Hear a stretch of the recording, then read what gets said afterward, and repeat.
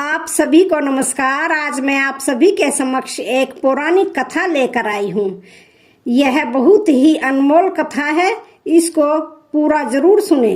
तो श्रवण करते हैं। जनकपुर में एक ब्राह्मण दंपत्ति वास करते थे। ब्राह्मण परम विद्वान और प्रेमी थे। ब्राह्मण बड़े लोगों के यहाँ आया जाया करते थे। बड़े बड़े विद्वान उनके साथ चलते थे। धन संपत्ति की भी कोई कमी नहीं थी, परंतु उनके घर बहुत समय से कोई संतान नहीं हो रही थी और इसी कारण से वे दोनों पति पत्नी बहुत ही दुखी रहते थे।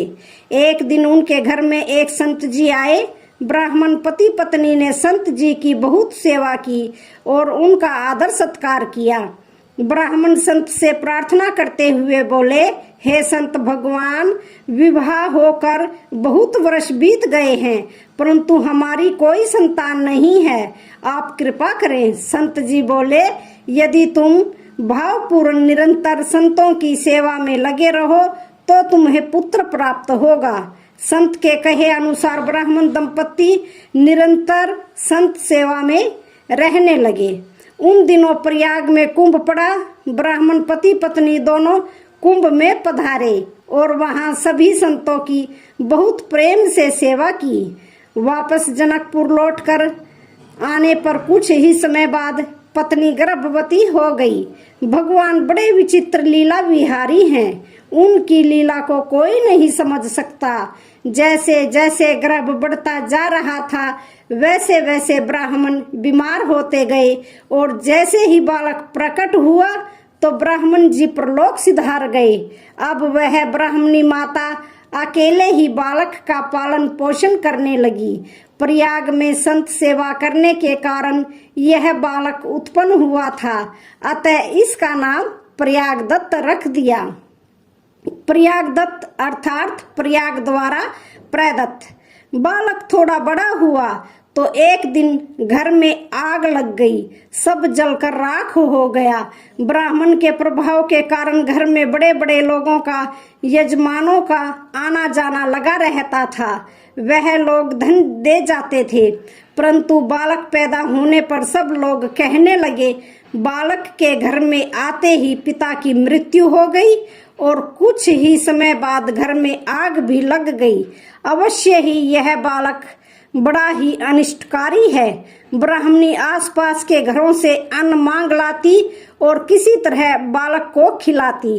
जब बालक लगभग 8 वर्ष का था तब खेलने कूदने की इच्छा से आसपास के लड़कों से खेलने के लिए चला जाता, परंतु उन बालकों के घर वाले कह देते कि यह प्रयागदत्त बड़ा अनिष्ट बालक है, उसके साथ रहोगे तो तुम्हें क्षति होगी यानी हानि होगी। बड़े बड़े संत महात्मा भ्रमण करते करते प्रयागदत्त का दर्शन करने आते। आसपास के लोग समझ नहीं पाते थे कि इस अनिष्ट प्रयागदत्त को देखने संत महात्मा क्यों आते हैं। उन्हें यह ज्ञात नहीं था कि यह बालक अनिष्टकारी नहीं अपितु परम संत हैं। एक दिन राखी पूर्णिमा यानी रक्षाबंधन का त्योहार आया। प्रयागदत्त पास ही के घर में देख रहे थे कि सब भाई बहन बड़े आनंद से त्योहार मनाने लगे। बहनें अपने भाइयों का पूजन करके राखी बांधती, मिठाई पवाती, दुलार करती और भाई के मंगल की प्रार्थना करती। प्रयागदत्त ने घर आकर अपनी माता से पूछा, माँ, क्या मेरे और कोई नहीं है राखी बांधने के लिए? क्या मेरी कोई बहन नहीं है? माता ने बच्चे के संतोषार्थ कह दिया, हाँ बेटा, तुम्हारे है। क्यों नहीं कोई? तुम्हारी एक बहन है। बालक बोला, कहाँ है मेरी दीदी? उनका नाम क्या है? वो मुझे कभी दिखी क्यों नहीं? माँ बोली, बेटा, तुम्हारे बहनोई यानी के जीजा जी बहुत बड़े राजा हैं। वे बहुत दूर अयोध्या में रहते हैं और दीदी उनकी सेवा में व्यस्त रहती है। तुम्हारी दीदी का नाम जानकी है और उनका विवाह अयोध्या में चक्रवर्ती राजधिराज महाराज दशरथ के बेटे श्री रामचंद्र जी से हुआ है। अयोध्या उनकी राजधानी है और तुम्हारे बहनोई श्री रामचंद्र जी वहाँ के राजा हैं। मिथिला की माताएं स्वभावतः श्री जानकी जी के प्रति पुत्री या भगिनी का भाव रखती हैं। बच्चे ने कहा तो माँ मैं उनके पास जाऊंगा।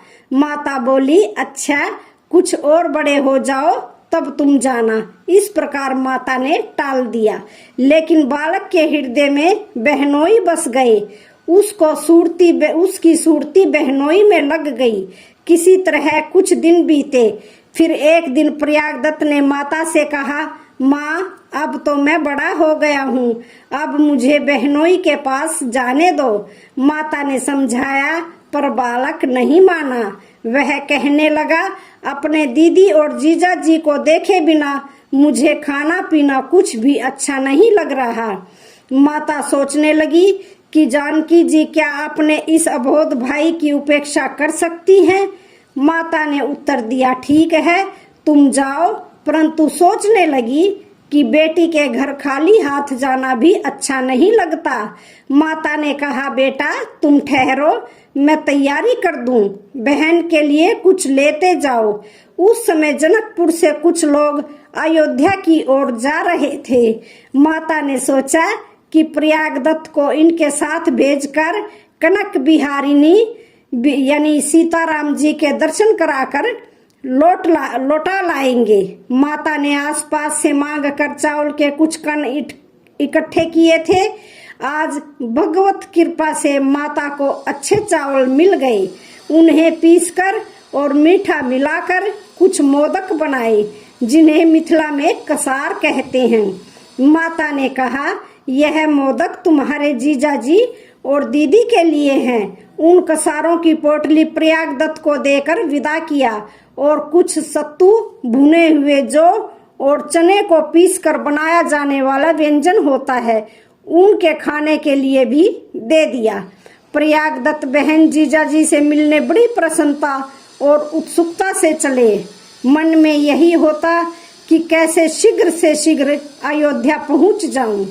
जहां कहीं प्रयागदत्त अपने शारीरिक कृत्य के लिए ठहरते हैं, किसी वृक्ष की डाल में वह पोटली टांग देते हैं। इस प्रकार कुछ दिनों में वे अयोध्या पहुंच गए। अयोध्या में प्रयागदत्त अपने चक्रवर्ती जीजा रामचंद्र जी को खोजने लगे। जिससे पूछते वह हंस देता। बेचारे बहुत परेशान हुए, बैठ के रोने लगते। जब कोई संत लोग आकर कहते, बेटा क्यों रो रहे हो? प्रयागदत्त कहता, हम अपनी दीदी और जीजा जी को खोज रहे हैं, वे हमें नहीं मिल रहे। संत पूछते, क्या नाम है तुम्हारी दीदी और जीजा जी का? प्रयागदत्त कहता, चक्रवर्ती रामचंद्र और जानकी नाम है। संत लोग कहते, वे सामने कनक महल है, वहां चले जाओ। अंदर जाकर पुजारी से पूछते कि हमारी दीदी जानकी और जीजा जी रामचंद्र कहाँ हैं? पुजारी जी कहते, ये रहे सामने। प्रयागदत्त जी कहते, नहीं नहीं, मूर्ति नहीं, सच वाले दीदी जीजा जी चाहिए हमें। तो सब लोग यही समझते कि भोला बालक है, हट कर रहा है। बाद में स्वयं ही प्रयास करके बहुत ढूंढा, परंतु बहनोई जी कहीं नहीं मिले। मणिकूट की ओर गए, वहां भी खोजते रहे। फिर तंग आकर एक जगह बैठ गए, जहां सीता कुंड को जाने वाले रास्ते के दक्षिण सघन विट पावली से आच्छादित पुरानी मस्जिद है, जिसमें पूर्व में हनुमान निवास श्री अयोध्या के भक्त पूजे बाबा गोमती दास जी महाराज भजन करते थे। प्रयागदत्त बहुत थक गए थे। बहनोई जी को रिश्ते से खूब गालियां देने लगे। कहने लगे, देखो इतना ढूंढा, हैरान हुआ, कहीं मिलता ही नहीं, न जाने कहाँ रहता है। अब क्या करूं मैं, कहाँ जाऊं? माता तो कहती थी कि जीजा जी बहुत बड़े चक्रवर्ती सम्राट हैं, सब इन्हें जानते हैं। इतने में आवाज आई, राजधिराज चक्रवर्ती सम्राट परम ब्रह्मा अखिल कोटि ब्राह्मण ब्रह्मांड नायक भगवान श्री रामचंद्र जी पधार रहे हैं। एक श्वेत हाथी पर सोने की अंबारी में विराजे हुए उनकी बहन सहित बहनोई साहब आ निकले। हाथी वहीं पास बैठ गया। रामचंद्र जी उतरकर वहीं खड़े हो गए। प्रयागदत्त जी तो देखते ही रह गए। श्री किशोरी जी प्रयागदत्त जी को हृदय से लगाकर दुलार करने लगी और उनकी भावना के अनुसार पहले राखी बांधी। फिर पूछा, भैया माता ने हमारे लिए कुछ दिया है? भैया की तो गति ही अचित्य हो गई।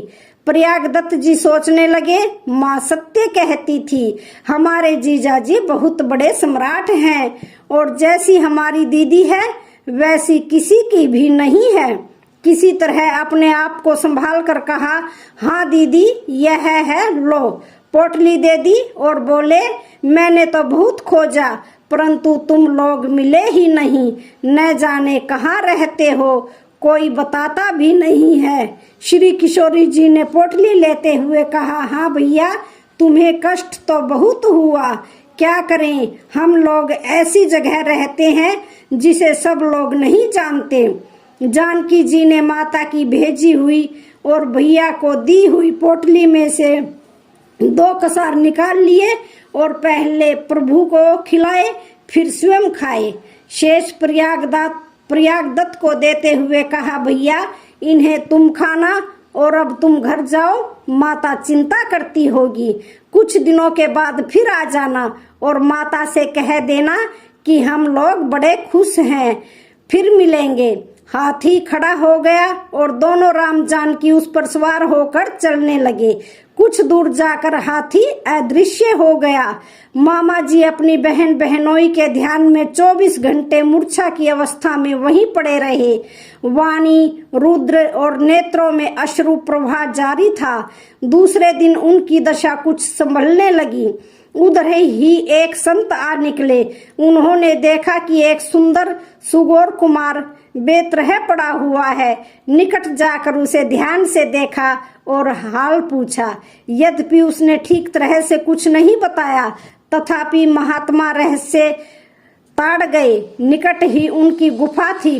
प्रयागदत्त को वहीं ले गए, उचित उपचार किया, स्नान जलपान करवाया। जब वे सावधान हुए यानी ठीक हुए, तब फिर एक बार उन्होंने उनका हाल पूछा। पूछते ही प्रयागदत्त रो पड़े। महात्मा जी भी आर्द्र हो गए। कुछ देर तक भावावेश में ही रहे। अनंतर प्रकृतिस्थ होने पर प्रयागदत्त जी ने स्वयं महात्मा जी से अपना सारा हाल कहा। महात्मा जी ने गदगद होकर उन्हें छाती से लगा लिया। तो मेरे प्यारे का भी यह प्यारा है, मेरी आंखों का भी सितारा है। घड़ी रात गए, कुछ ग्रामीण माताएं आई और 2 भोग थाल निवेदन करती हुई बोली, आज हमारे यहाँ भगवान की पूजा और कथा हुई है, यह प्रसाद आप लोगों के लिए लाई हूँ, ले लीजिए, थाल सवेरे ले जाएंगे, हमें घर जल्दी पहुँचना है, रात हो गई है। थाल रख कर यह कहती हुई वे उल्टे पैर लौट गई। थाल न जाने किस खान के अद्भुत सोने के थे। उन पर पुरैन के पत्ते बिछे थे जिन पर नाना प्रकार के व्यंजन थे। महात्मा जी और मामा जी मंत्रमुग्ध की तरह देखते रह गए। पीछे जब महात्मा जी ने पत्ते टाल कर थाल देखे तब हैरान रह गए, रहस्य समझ गए। जानकी जी ने ही अपनी सखियों को थाल लेकर भेजा था। सहृदय महात्मा जी ने प्रयागदत्त जी को प्रेम से खिलाया और स्वयं भी खाया। उन लोकोत्तर रसास्वाद में दिव्य भोगों का सेवन करके वे दोनों महात्मा मस्त हो गए। वे सब पदार्थ ब्रह्मानंद से सने हुए थे, स्थूलता का हरण करने वाले थे और चेतना का संचार करने वाले थे। तत्काल नवीन तेज, नवीन बल और नवीन चेतना से शरीर चमक उठे। मामा प्रयागदत्त जी का सारा श्रम और ग्लानि क्षण भर में कपूर की तरह उड़ गया। हृदय कमल आनंद रस सरोवर में लहराने लगा। प्रातःकाल प्रयागदत्त जी को विदा करते हुए महात्मा जी दोनों सुरवन थाल साफी में लपेट कर उन्हें देने लगे, क्योंकि उनका कोई लेने वाला न आया और न आने वाला था। परंतु प्रयागदत्त जी ने नहीं लिया। बोले कि माता नाराज होगी, कहेगी कि बहन के घर से चीज क्यों लेकर आए। फिर महात्मा जी उनके साथ गए और रास्ते पर पहुंचा कर जब लौटे तब थाल ले जाकर गणेश कुंड में डाल दिए। रमा बिलास राम अनुरागी तजत बमन जिमी जन बड़ भागी। बहन बहनोई की भावना में मस्त प्रयाग दत्त जी घर पहुँचे। माता जी ने पूछा तो सब हाल कह सुनाया। पुत्र का वृत्तांत सुनकर माता चकित हो गई और बहुत प्रसन्न हुई। हृदय तल से एक प्रबल परंतु गंभीर करुणा स्रोत फूट निकला और आंखों में छलछला उठी। साल बीतने भी नहीं पाया कि प्रयाग दत्त जी की माता साकेत धाम प्रयाण कर गई। प्रयाग दत्त जी अकेले रह गए।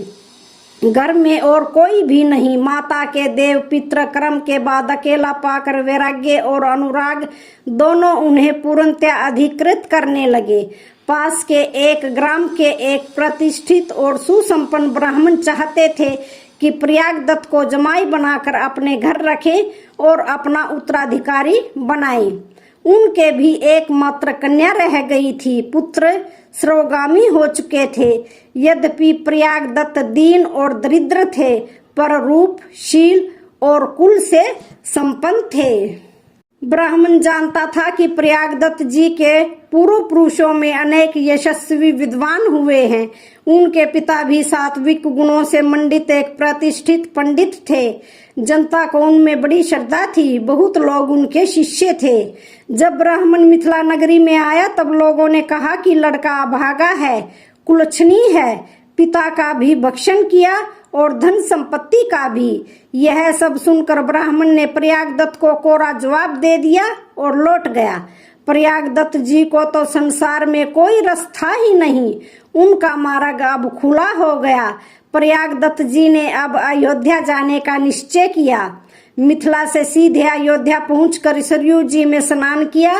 पहले वे मणिकूट के उसी स्थान विशेष पर सीधे पहुंचे जहां उन्हें अपने सीताराम जी के दर्शन मिले थे। कुछ देर वहां बैठकर उनके मिलने की ऐसी धुन उन्हें सवार थी कि विश्राम करने के लिए भी अवकाश नहीं था। कुंजों और झाड़ियों में चारों ओर उन्हें ढूंढते फिरे। ढूंढते ढूंढते पूर्व परिचित महात्मा श्री त्रिलोचन स्वामी की ओर निकल गए। महात्मा जी ने इन्हें पहचाना और प्रेम पूर्वक स्वागत किया, विश्राम कराया। इनको शांत करने के लिए उन्होंने अनेक भगवत रहस्य की बातें कही, पर उससे वह और भी तीव्र हो गई।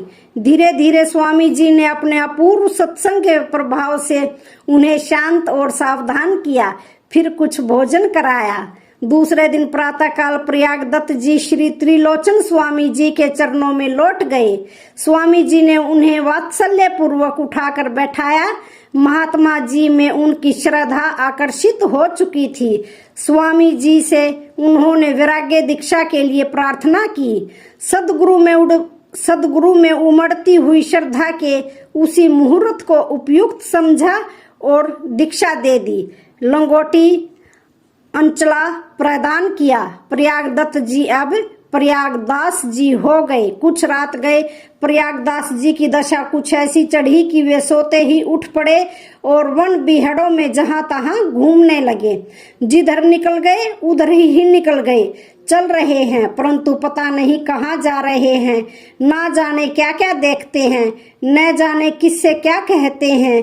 दिन दिन और रात रात इसी दशा में बीत रही है। न खाने की सुध है, न पीने की चिंता है, न सोने की प्रवाह है। अखंड योग निद्रा और दिव्य सपन। किसी ने खिला दिया तो खा लिया और पिला दिया तो पानी पी लिया। कोई प्रेमी तो उन्हें अपने हाथ से भी खिला दिया करते थे और इसमें वे बड़े सुख का अनुभव करते थे। परमहंस प्रयागदास जी को कभी लड़के छेड़ा भी करते थे और न जाने किसने सिखला दिया था कि सब उन्हें मामा मामा कहने लग गए। केश बिखरे हैं, शरीर पर धूल पड़ी हुई है और आंखें चढ़ी हुई हैं। लक्ष्मी जी के भ्राता होने से आकाश में चंद्रमा ही लड़कों के मामा थे। अब जानकी जी के भ्राता होने से प्रयागदास जी भूतल पर दूसरे मामा हो गए। प्रयागदास जी को जहां जहां सीताराम जी अनेक लीलाएं दिखा दिया करती, जिस लीला का दर्शन करते उसी का अपनी वाणी से वर्णन करते रहते। एक बार उन्हें वन यात्रा की लीला दृष्टि गोचर हुई। फिर तो वे अपने जीजा जी से नाराज हो गए और यह कहते फिरते, देखो अपने आप वन में गया और मेरी सुकुमारी बहन को भी वन बीहड़ में लेता गया। अब वे पैसे बटोरने लगे। यदि कोई पैसा देता तो अब वे ले लेते और रखते जाते। कुछ दिनों में जब काफी पैसे जमा हो गए तब उन्होंने उनसे 3 जोड़ी जूते बनवाए, जितने बढ़िया वे बनवा सकते थे, और 3 सुंदर सुकोमल तोशक और इतने ही पलंग। तीनों पलंग ऐसे एक से छोटा एक बनवाया कि एक के पेट में एक अटक सके। एक के ऊपर एक करके क्रमशः तीनों पलंग रख लिए। ऊपर वाले पलंग पर तीनों पोशाक बिछाए और तीनों जोड़ी जूते रखे। उन्हें सिर पर रखकर वे ले चले। चलते चलते मामा जी पहुंचे जाकर चित्रकूट। जहां जहां मार्ग में कुशा कंटक मिलते वहां वहां वे अपने जीजा राम जी को कोसते गए। स्फटिक शिला के परम रम्य प्रदेश में वे जाकर ठहरे। तीनों पलंग सुसज्जित कर दिए, फूल भी तोड़ तोड़ कर बिछा दिए। तीनों पलंगों के तले तीनों जोड़ी जूते भी रख दिए। कुछ देर इधर उधर देखते रहे, फिर झाड़ियों में घुस घुस कर खोजने लगे। कहीं भी कुछ आहट मिलती, कोई खड़खड़ाहट होती तो उधर ही वे उत्सुकता से देखने लग जाते। आंखों में आंसू भरे हुए राम की बाट निहार रहे हैं। जब इधर उधर कहीं कुछ पता नहीं चला तब मंदाकिनी की ओर लौटने लगे और कहने लगे, देखो छिप गया न, जान गया कि प्रयागदास आ गया है। अच्छा अच्छा छिपो, कितनी देर छिपे रहोगे। प्रयागदास जी को लगा कि शायद हमें देखकर शर्मा रहे हैं। पास ही झाड़ियों में जाकर छिप गए। थोड़ी देर में प्रयागदास जी ने पलंगों के पास आकर देखा तो आश्चर्य से देखते ही रह गए। तीनों पलंगों पर तापस वेश में त्रिमूर्ति श्री रामचंद्र लक्ष्मण और श्री जानकी जी विराजमान हैं। आनंद का समुद्र ही उमड़ पड़ा। विहलता पूर्वक बोल उठे, तुम लोग कहाँ थे, कब आए? मैं तो तुम्हें ढूंढता फिरा। फिर दौड़कर सबके चरणों में जूते पहनाए। राम जी से बोले, अजी इस जंगल में तुम क्यों चले आए और मेरी सुकुमारी बहन को भी लेते आए? इस वन बीहड़ में तुम लोग कैसे रहते हो? जानकी जी ने कहा, भैया मैं स्वयं आई हूँ, ये तो नहीं ला रहे थे। प्रयागदास जी बोले, अच्छा तो हम भी तुम्हारे साथ साथ रहेंगे और पलंग लेकर चला करेंगे। भक्त भावन भगवान ने कहा, भाई हमारी वन यात्रा का ऐसा नियम है कि हम 3 ही साथ रहते हैं, चौथे किसी को साथ नहीं रखते। हम पलंग पर भी नहीं बैठते। यह तो तुम्हारी रुचि रखने के लिए अभी बैठ गए हैं। अब तुम इसे ले जाओ और अपनी सेवा में रखो। इस पलंग पर आप ही शयन किया करो, इससे हमें अपने उपभोग से अधिक संतोष होगा। जानकी जी बोली, भैया तुम तनिक भी चिंता मत करो, हम बड़े सुख से वन में रहते हैं। सब वनवासी हमारी सेवा करते हैं, कोई कष्ट नहीं होता हमें। मुझे तो वन बहुत सुंदर लगता है। हम लोग फिर मिलेंगे। प्रयागदास जी बोले, तीनों के तीनों एक ही बात कह रहे हो, हमें भी कुछ सेवा का मौका दो। लक्ष्मण जी ऐसा सुंदर अवसर भला क्यों चूकने लगे। उन्होंने साले साहब से कहा, प्रयागदास जी तब हमें ले चलना है तो चलो। प्रयागदास जी बड़े प्रसन्न हुए, बाल उठे, हाँ हाँ चलो चलो। लक्ष्मण जी ने कहा, हमारे प्रभु चले तो हम चलेंगे। सरकार भगवान ने कहा, प्रयागदास जी तुम जाओ, ये ऐसे ही मजाक करते हैं। प्रयागदास जी बड़बड़ाते हुए चलने लगे और कहने लगे, देखो चलना बढ़ना कुछ नहीं है, मुझसे मजाक करता है। किसी के कई मंत्रा वगैरह ने कुछ नहीं किया, ये सब अपने आप ही वन में आए हैं। सोने का महल काटता है, वन बीहड़ अच्छा लगता है। बहन तो भोली भाली है, साथ साथ चली आई, जो वह कहता है वही करती है। जंगल में हरे भरे पेड़ पल्लव और पंछी हिरन देखती है, बस जानती है वन बड़ा सुहावना है। जब देखेगी बाघ भेड़िए को तब जानेगी आखिर वन कैसा खतरनाक है। देखो न, कांटों कुशों में उसे लिए फिरता है। बड़े नेमी बने हैं, पलंग पर नहीं बैठेंगे। मुझे भी साथ नहीं लिया। जान गया कि प्रयागदास यदि साथ रहेगा तो उसकी बहन सचेत हो जाएगी, वन से वापस अयोध्या लौटने को कहेगी। ये तो बड़ा चतुर है। वह छोटा भाई लक्ष्मण भी बड़ा खोटा है, कह कर नहीं करता। इत्यादि बातें कहते कहते प्रयागदास जी जाने लगे। कृपालु भगवान प्रिया अनुज समेत मुस्कुराते रहे। मंदाकिनी स्नान करके जैसे प्रयागदास जी अपना बोझ उठाकर चले, वैसे ही योग माया की कृपा से वे श्री अयोध्या जी पहुंच गए। उन्हें इस समय तो यही मालूम हुआ कि वे पैदल चलकर ही आए हैं, पर पीछे जब अनुभव से जान गए तब कहने लगे, देखो अपने समीप चित्रकूट में रहने भी नहीं दिया और उठाकर यहाँ फेंक दिया। कई दिनों तक यही बोलते रहे। फिर भगवान की लीला का दूसरा दृश्य सामने आया और उसकी भावना में विभोर हो गए। दिन रात उनका यही हाल था। श्री अयोध्या जी में चित्रकूट से आकर एक नीम के पेड़ के नीचे उन्होंने अपना आसन जमाया। जैसा भगवान ने कहा था उन्होंने ठीक वैसा ही किया। खाट बिछाई, उस पर तोशक, उस पर राजा महाराज की तरह ठाठ से सोते। कभी कोई महात्मा विनोद में कह देते कि प्रयागदास जी आपने विरक्त वेश तो ले लिया, आप कोई भजन भी करते हैं या नहीं, तो वे इस पद को गाकर सुनाते। अपनी एक वाणी में उन्होंने इसका वर्णन भी किया है। नीम के नीचे खाट बिछी है, खाट के नीचे करवा, प्रयागदास अलमस्त सोवे रामलला को सरखा। वह प्रसिद्ध पद भी इन्हीं का है, जिसका अंतिम चरण यह है, प्रयागदास पहल दवा कारण राघवा है गयो बधवा।